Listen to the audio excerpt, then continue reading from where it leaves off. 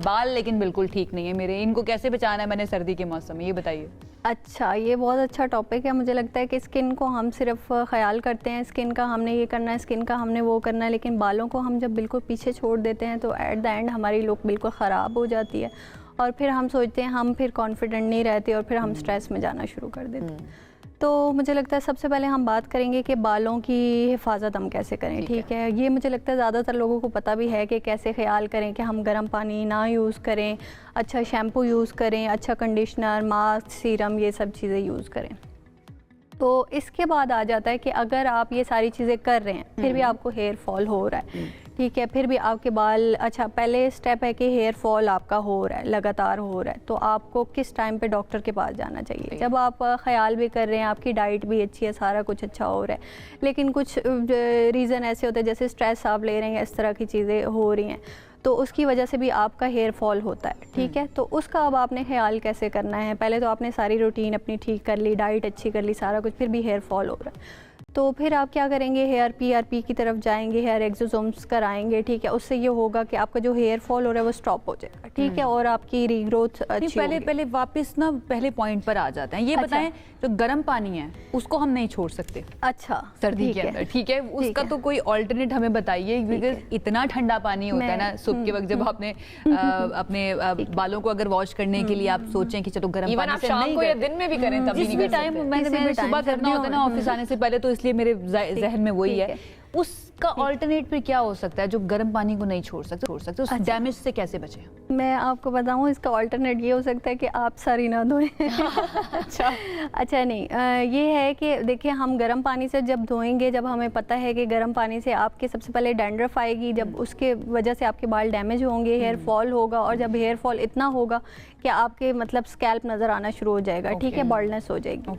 तो बेहतर ये है, मैं ये नहीं कहती कि आप बर्फ़ जैसे पानी के नीचे सर रख लें और उससे वॉश करें। मैं खुद भी ठंडे पानी से सर धोती हूँ, लेकिन ठंडे का मतलब ये नहीं कि बहुत ठंडा हो कि आपके सर में दर्द शुरू हो जाए। ठीक है, तो आप बर्दाश्त ना कर सकें। रूम टेम्परेचर या नीम गर्म आप कह रही हैं? लेकिन नीम गर्म से भी थोड़ा सा कम, मतलब इतना ठंडा जो आप बर्दाश्त कर सकें। मैं तो मैंने अब आपसे कुछ नहीं पूछना, क्योंकि मैं ठंडा गर्म पानी नहीं छोड़ सकती। अनम आप भी पूछो। अच्छा, मैं एक पानी से रिलेटेड एक और सवाल है, क्योंकि कुछ हर एरिया में पानी जो है वो मुख्तलिफ होता है। कभी हम कह रहे थे कि ये हमारी स्किन के लिए ठीक नहीं है, कभी हम कहते हैं बालों के लिए ठीक नहीं है। जैसे मैं लाहौर कुछ अर्सा रह के आई, मुझे लगा कि लाहौर का पानी बहुत अच्छा है कंपैरेटिवली इस्लामाबाद पिंडी के पानी से। इसमें कितनी सच्चाई है और इस तरह लोग फिर क्या कर सकते हैं? मुझे ऐसा लगता है कि ये है कि जब आप कहीं पे जाते हैं, जैसे आप कोई जगह चेंज करते हैं, आप कहीं शिफ्ट हो जाते हैं या फिर कुछ टाइम के लिए, तो मुझे लगता है कि वैसे ओवरऑल आपकी रूटीन डिस्टर्ब होती है, जिसकी वजह से आपको ऐसा लगता है कि वहाँ का पानी मुझे सूट नहीं कर रहा, या ये जगह या इस तरह।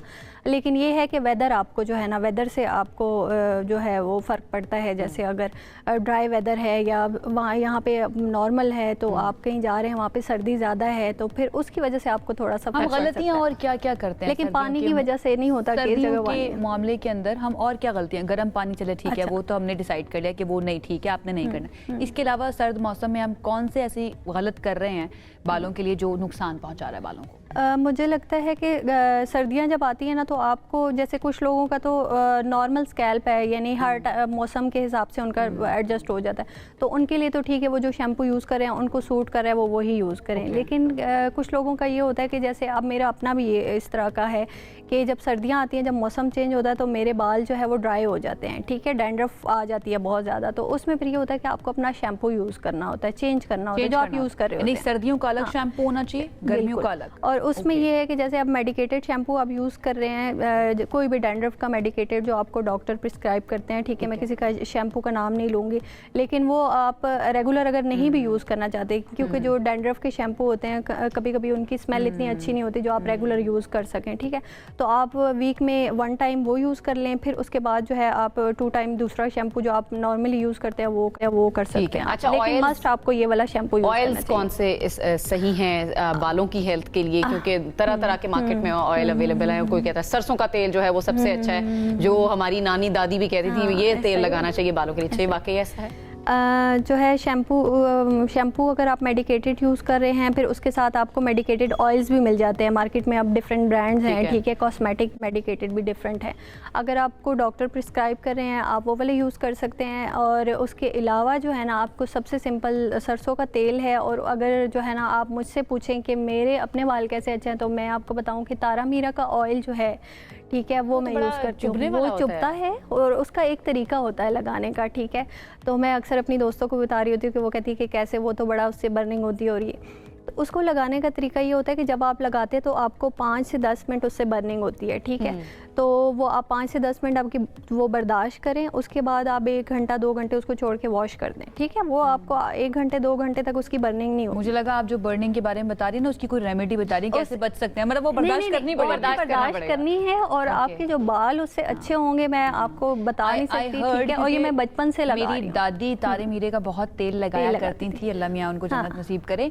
और वो ये कहती थी कि ये आपकी स्टिमुलेशन के लिए, ब्लड स्टिमुलेशन के लिए बहुत ज्यादा, ब्लड सर्कुलेशन होती है। अच्छा, लेकिन इसका एक तरीका है कि आप अगर लगा रहे हैं तो 1 महीना आपने लगातार लगाया, लाइक वन वीक में 1 टाइम आपने यूज़ किया, तो उसके बाद आपको बर्निंग नहीं होती, ठीक है। एक टाइम हो जाएगी ना, आदत हो जाएगी, हो जाएंगे, आपको बर्निंग नहीं होगी, तो आपने छोड़ देना है उसको। यानी कि हम ये कह सकते हैं go back to basics. It's very important कि जो तेल अम्मी बचपन में लगाया करती थी ना, मुझे याद है जो अम्मा जबरदस्ती मार के लगाया करती थी, बाल पकड़ के ना बिठा के कि जी सरसों का तेल, तारे मीरे का तेल, कोकोनट का तेल भी इनफैक्ट मुझे याद है, और हम बड़ा भागा करते थे उससे। तो वो हमारे बालों के लिए बहुत ज्यादा। रुमाना, थैंक यू सो मच हमें ज्वाइन करने के लिए। जनाब, अपने बालों का अपना ख्याल जो है ना वो खुद से रखना है। गर्म पानी जो नहीं छोड़ सकते हैं उनका तो कुछ नहीं किया जा सकता मेरी तरह, तो बाकी चीज़ों के अंदर एहतियात जो है ना वो हम कर लें, वो ज़रूरी है करनी। अच्छा जी, आगे बढ़ जाते हैं। एक और इंटरेस्टिंग आपको एक रिपोर्ट भी दिखानी है। रीढ़ की हड्डी और मोहरे इंसानी जिस्म का वो बुनियादी हिस्सा समझे जाते हैं, ये सुतून समझे जाते हैं जिन पर हमारी डेली रूटीन या रोज़मर्रा की ज़िंदगी इन्हिसार कर रही होती है।